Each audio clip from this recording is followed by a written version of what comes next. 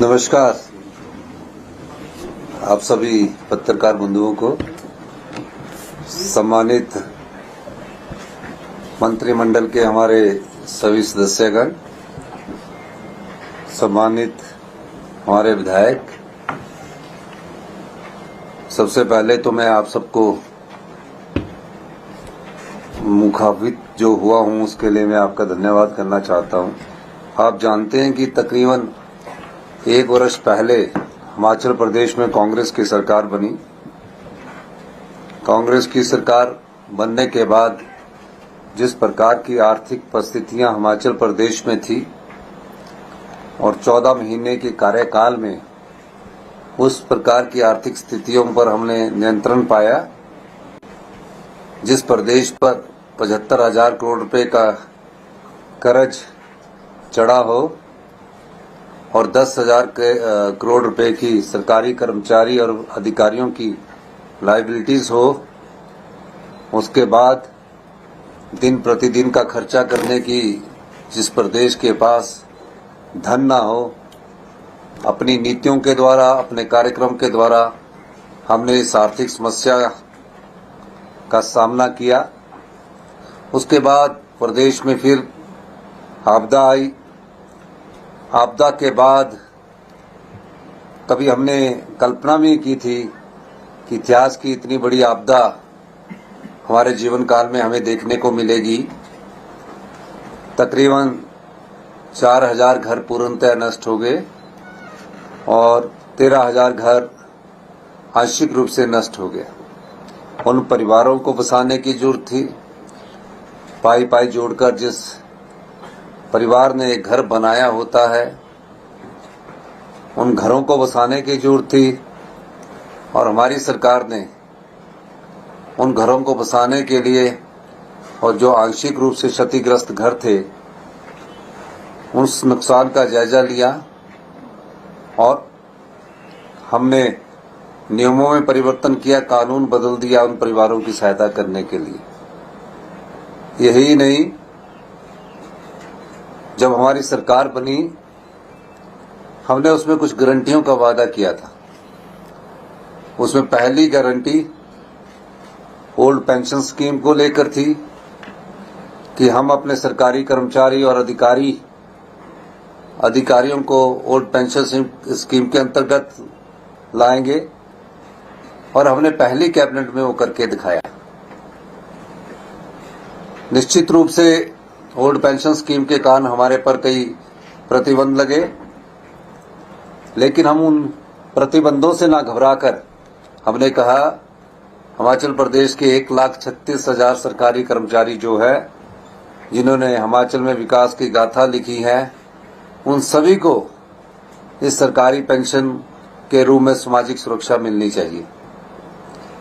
ये हमारी पहली गारंटी को हमने पूरा करने का अपनी दृढ़ इच्छा शक्ति निभाई। उसके बाद हमारी दूसरी गारंटी थी, राजीव गांधी स्टार्टअप योजना को हमने शुरू किया। 3 चरणों में हमने शुरू किया और पहले चरण में हमने ई टैक्सी के रूप में शुरू किया। दूसरे चरण में हमने स्वरोजगार की दिशा में बढ़ते हुए सोलर पैनल योजना का हमने शुभारंभ कराया और तीनों चरण में हमने 680 करोड़ रुपए की राजीव गांधी स्टार्टअप योजना की शुरुआत की। तीसरी गारंटी हमारी थी कि प्रत्येक विधानसभा में हम 4 इंग्लिश मीडियम स्कूल खोलेंगे। मुझे ये बताते हुए खुशी हुई कि अगले एकेडमिक सेशन से जो भी हमारे गवर्नमेंट स्कूल है उसमें प्रथम कक्षा से ही इंग्लिश मीडियम स्टार्ट कर दिया जाएगा। उसी प्रकार हमने गांव की अर्थव्यवस्था को मजबूत करने के लिए गाय का दूध का मूल्य में इतिहास की सबसे बड़ी वृद्धि दर्ज की। जो गाय का दूध मिल्क फेडरेशन सरकारी जो संस्था है हमारी, 32 रुपए किलो खरीदा जाता था, उसको हमने बढ़ाकर 13 रुपए की ऐतिहासिक वृद्धि करके 45 रुपए प्रति किलो के हिसाब से मिल्क फेडरेशन के द्वारा खरीदा जाएगा। और भैंस के दूध में 23 रुपए की ऐतिहासिक वृद्धि की गई। मिल्क फेडरेशन द्वारा जो 32 रुपए खरीदा जाता था उसमें 23 रुपए बढ़ाकर 55 रुपए किलो के हिसाब से भैंस का दूध खरीदा जाएगा। गाय और भैंस के दूध का एमएसपी देने वाला हिमाचल प्रदेश हिंदुस्तान का पहला राज्य बना। और प्राकृतिक खेती को बढ़ावा मिले, गोबर का उपयोग किया जाए। गोबर से की जाने वाली खेती पर भी हमने प्राकृतिक खेती के रूप में 40 रुपए किलो के हिसाब से गेहूं और 30 रुपए किलो के हिसाब से मक्का की खरीदने की हमने योजना बनाई। हम हिंदुस्तान के पहले राज्य बने जिन्होंने प्राकृतिक खेती पर एमएसपी को लागू किया। इस प्रकार इन योजनाओं का दायरा बढ़ता गया। धीरे धीरे जब हमारा दूसरा बजट हमने प्रस्तुत किया, उस बजट में हमने ग्रामीण अर्थव्यवस्था को मजबूत करने की दिशा में कई महत्वपूर्ण कदम उठाए हैं, जिसमें मनरेगा की मजदूरों की दिहाड़ी प्रतिदिन 60 रुपए से बढ़ाकर 240 रुपए से बढ़ाकर 60 रुपए हमने उसमें बढ़ोतरी की, 300 रुपए कर दी गई। कई बार देखा गया राजनीतिक क्षेत्र में सब चीजें 5 वर्ष के भीतर में की जानी होती है और 5 वर्ष के भीतर में की जाने के लिए हमें जनता द्वारा 5 वर्ष के लिए चुनकर भेजा गया। लेकिन मुझे ये बताते हुए खुशी हो रही है कि हम इस प्रेस कॉन्फ्रेंस के माध्यम से हमारी 5वीं गारंटी को पूरा करने जा रहे हैं। वो गारंटी बार बार, क्योंकि विधानसभा के 70 के समय जब मैंने बजट का रिप्लाई देना था उस समय इसकी घोषणा करनी थी, लेकिन हो हल्ला के बीच में वो घोषणा करना मैंने उचित नहीं समझा।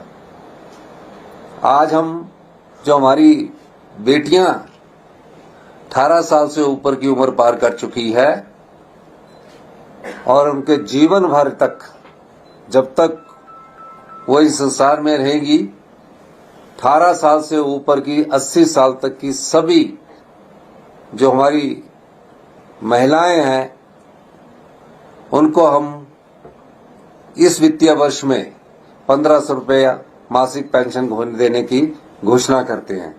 ये हमारी सबसे बड़ी गारंटी थी। इस गारंटी को हमने लागू करने का निर्णय लिया है, क्योंकि भारतीय जनता पार्टी के नेता बार बार ये कहते थे गारंटियों का क्या हुआ। हमारी सरकार की सर्वोच्च प्राथमिकता में से एक गारंटी प्रदेश की नारी शक्ति के आर्थिक व सामाजिक उत्थान हेतु प्रति माह रुपया 1500 सम्मान राशि प्रदान करना है। इस लक्ष्य को प्राप्त करने हेतु हमने प्रथम चरण में जिला लाहौल स्पीति की बहनों को इस सम्मान राशि का हकदार बना दिया है।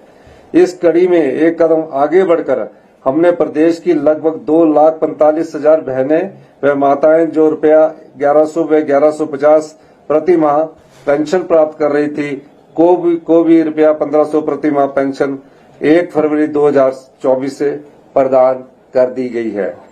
इस योजना का नामकरण इंदिरा गांधी प्यारी बहना सुख सम्मान निधि योजना प्रदेश की बहनों के प्रति हमारी संवेदनशीलता दर्शाता है। इस वचन पूर्ति हेतु हमारी प्रतिबद्धता अटूट है।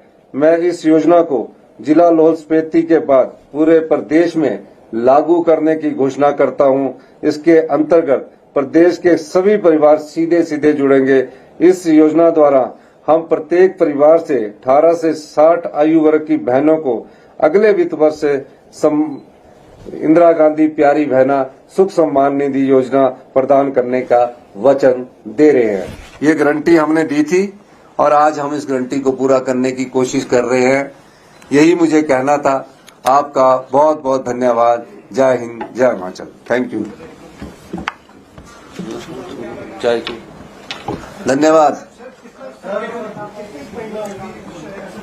तकरीबन अभी जितने भी महिलाएं आएंगी इसमें, अभी इसके फॉर्म भरवा के हम सबको बता देंगे। तकरीबन 5 लाख से ऊपर महिलाएं हैं।